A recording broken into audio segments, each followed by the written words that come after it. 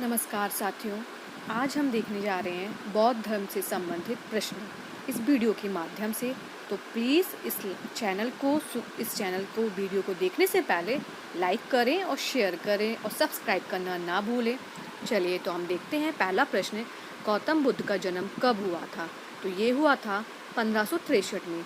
गौतम बुद्ध का जन्म कपिलवस्तु के निकट लुम्बिनी में 563 ईसा पूर्व में हुआ था। इनके पिता शुद्धोधन शाक्य गण के प्रधान थे तथा माता माया देवी कोलीय गणराज यानी कोली वंश की कन्या थी।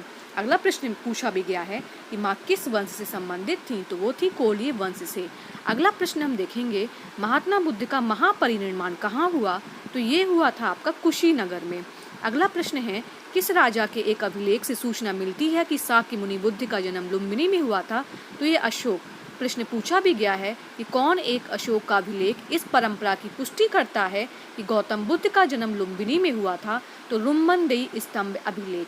रुम्मनदेई स्तंभ अभिलेख से हमें गौतम बुद्ध के जन्म जो कि कपिलवस्तु के निकट लुम्बिनी में 563 ईसा पूर्व में हुआ था उसकी जानकारी प्राप्त होती है। ये बार बार पूछे जाने वाले प्रश्न हैं जो हम इस वीडियो के माध्यम से आज देखने जा रहे हैं। इससे पहले की वीडियो में हमने पाषाण काल, हड़प्पा काल, वैदिक युग, महाजनपद इन पर वीडियो देखे थे और प्राचीन इतिहास की जानकारी प्राप्त की थी। आज की वीडियो में आज हम बौद्ध धर्म की जानकारी प्राप्त कर रहे हैं। इसके बाद हम जैन धर्म से संबंधित प्रश्नों को समझेंगे और देखेंगे। तो इस वीडियो को पूरा देखा करें, बीच में स्किप ना किया करें, और क्योंकि ये आपकी सभी परीक्षाओं में महत्वपूर्ण है। अगला प्रश्न है, महात्मा बुद्ध का महापरिनिर्वाण किसके गणतंत्र में हुआ था? तो ये मल्लों के में हुआ था। गौतम बुद्ध का महापरिनिर्वाण जिस राज्य में हुआ था वह मल्ल था, जो कि वर्तमान में आज हम कुशीनगर के रूप में देखते हैं। गौतम बुद्ध ने किस स्थान पर निर्माण प्राप्त किया था? तो ये कुशीनारा। अलाल कलाम कौन थे? महाभिष्क्रमण के बाद ज्ञान की खोज में महात्मा बुद्ध अलाल कलाम के आश्रम में पहुंचे तथा उनसे दीक्षा ली, तो ये उनके गुरु थे। अगला प्रश्न, सारनाथ में अपना प्रथम प्रवचन किसने दिया? तो महात्मा बुद्ध ने। महात्मा बुद्ध ने सारनाथ में 5 ब्राह्मण सन्यासी को अपना पहला उपदेश दिया। इस प्रथम उपदेश को धर्मचक्र प्रवर्तन कहा जाता है। ग्रंथों में उल्लेखित धर्मचक्र प्रवर्तन है सारनाथ में दिया गया प्रथम उपदेश, जो कि सारनाथ के पास ऋषिपत्तम में दिया गया। बुद्ध ने सर्वाधिक उपदेश दिए थे। बुद्ध के सबसे अधिक शिष्य कौशल राज्य में हुए तथा यहाँ की राजधानी श्रावस्ती में उन्होंने सर्वाधिक उपदेश दिए थे। महत्वपूर्ण प्रश्न है कि बुद्ध ने सर्वाधिक उपदेश दिए थे श्रावस्ती में। प्रथम बौद्ध परिषद का संचालन यानी कि अध्यक्षता किस एक ने की? तो वो थे महाकश्यप। अगला प्रश्न है, कश्मीर में कनिष्क के शासनकाल में जो बौद्ध संगति आयोजित हुई उसकी अध्यक्षता किसने की थी? तो वो वसुमित्र द्वारा की गई थी। अगला प्रश्न है, चतुर्थ बौद्ध संगति का आयोजन कनिष्क के काल में हुआ। अब हम देखते हैं चारों बौद्ध संगतियों के स्थान। तो जो कि पहला स्थान है राजगृह, दूसरी बौद्ध संगति हुई वैशाली, तीसरी बौद्ध संगति हुई पाटलिपुत्र और चौथी कुंडलवन यानी कि कश्मीर में। पहली राजगृह, वैशाली, पाटलिपुत्र, कुंडलवन। पहली राजगृह अजातशत्रु इसका नरेश था। दूसरी जब हुई तब कालाशोक के शासनकाल में हुई, तीसरी की समय अशोक के शासनकाल में हुई और चौथी कनिष्क के समय में हुई। ये महत्वपूर्ण पूछा जाने वाला प्रश्न है कि चारों बौद्ध संगतियां किस स्थान पर हुई और किन के समय में हुई। अगला प्रश्न है, कौन सा बौद्ध पवित्र स्थल निरंजना नदी पर स्थित था? तो ये बौद्ध गया है। बौद्ध पवित्र स्थल बौद्ध गया जाता जहाँ गौतम बुद्ध को सर्वप्रथम ज्ञान प्राप्त हुआ। अगला प्रश्न है, बुद्ध के उपदेश किससे संबंधित हैं?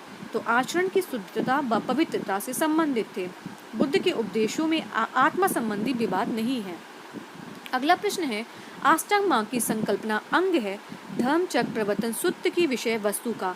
गौतम बुद्ध ने चतुर्थ आर्य सत्य में दुख निरोध का उपाय बताया। इसे दुख निरोध गामिनी प्रतिपदा कहा जाता है। इसे मध्यमा प्रतिपदा, मध्यम मार्ग भी कहते हैं। उनके इस मध्यम प्रतिपद में 800 पान हैं, इसलिए इसे अष्टांगिक मार्ग भी कहते हैं। इनके 800 सोपान सम्यक दृष्टि, सम्यक संकल्प, वाक, कर्मांत, सम्यक आजीव, सम्यक व्यायाम, सम्यक स्मृति, सम्यक समाधि, अष्टांगिक मार्ग धर्मचक्र प्रवर्तन सूत्र की विषय वस्तु का अंग है। तो ये बहुत ही महत्वपूर्ण प्रश्न है जो पूछा गया है आईएएस की परीक्षा में। अगला, कौन सा कौन सी द्वितीय बौद्ध सभा का आयोजन किया था? काल अशोक के समय में, जो अभी हम पहले देख चुके हैं। अब हम देखेंगे मैचिंग में, महात्मा बुद्ध का जन्म लुम्बिनी में हुआ था 563 ईसा पूर्व में। ज्ञान की प्राप्ति हुई महात्मा बुद्ध को बौद्ध गया में। उपदेश उन्होंने दिया सारनाथ में, और निधन उनका हुआ कुशीनगर में, जिसको हम महापरिनिर्वाण के नाम से जानते हैं। भारतीय कला में बुद्ध के जीवन की किस घटना का चित्रण मृग सहित चक्र द्वारा हुआ है? तो वो हुआ है उनका प्रथम उपदेश। महात्मा बुद्ध के जन्म से संबंधित और या उनकी पूरे जीवन काल से संबंधित चिन्हों को देखेंगे। जन्म को कमल से, प्रथम प्रवचन धर्मचक्र प्रवर्तन, महाबोधि बोधि वृक्ष और त्याग को घोड़ा से दिखाया जाता है। तो जन्म को कमल से दिखाया जाता है, प्रथम प्रवचन धर्मचक्र प्रवर्तन कहते हैं, महाबोधि बोधि वृक्ष और त्याग को घोड़ा से संबंधित किया जाता है। तो ये सभी प्रश्न महत्वपूर्ण हैं। चलिए अब हम बढ़ते हैं अगले प्रश्न की तरफ। बौद्ध संघ में भिक्षुणी के रूप में स्त्रियों के प्रवेश की अनुमति बुद्ध द्वारा दी गई थी। अपने प्रिय शिष्य आनंद के कहने पर बुद्ध ने वैशाली में स्त्रियों को बौद्ध संघ में भिक्षुणी के रूप में प्रवेश की अनुमति दी थी। बौद्ध संघ में सर्वप्रथम शामिल होने वाली महा प्रजापति गौतमी थी। त्रिपिटक क्या है? त्रिपिटक बुद्ध के उपदेशों का संग्रह है। त्रिपिटक बौद्ध ग्रंथों में सर्वाधिक महत्वपूर्ण है। बुद्ध की मृत्यु के बाद उनकी शिक्षाओं को संकलित कर 3 भागों में बांटा गया: विनय पिटक, सुत्ति पिटक, अभिधम्म पिटक। पूछा जाता है कि त्रिपिटक ग्रंथ किस धर्म से संबंधित है? तो यह बौद्ध धर्म से संबंधित है। विश्व का सबसे ऊंचा कहा जाने वाला विश्व शांति स्तूप बिहार में राजगीर में स्थित है। तो जो विनय पिटक है वो संघ संबंधी नियम से संबंधित है। सुत्ति पिटक धार्मिक सिद्धांत से, और अभिधम्म पिटक दार्शनिक सिद्धांत से संबंधित है।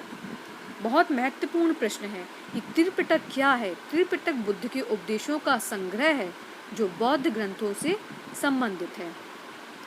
चलिए अब हम अगले प्रश्न की तरफ बढ़ते हैं।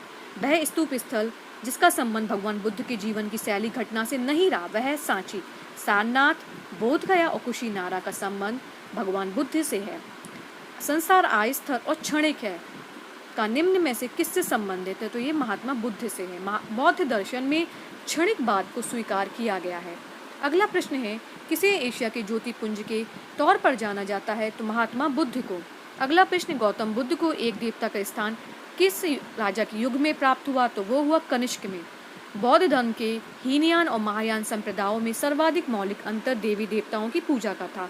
हीनयान में बुद्ध को एक महापुरुष माना जाता है, जबकि महायान में उन्हें देवता माना गया है। उनकी पूजा की जाने लगी। इसी के साथ ही अनेक बोधिसत्वों की भी पूजा की जाने लगी।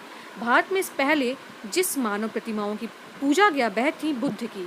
भारत में सबसे पहले बुद्ध की प्रतिमाओं की पूजा की गई। बौद्ध धर्म की महाशाखा महायान शाखा के अनुयायियों ने महात्मा बुद्ध की मूर्ति की स्थापित करके उनकी पूजा प्रारंभ की थी।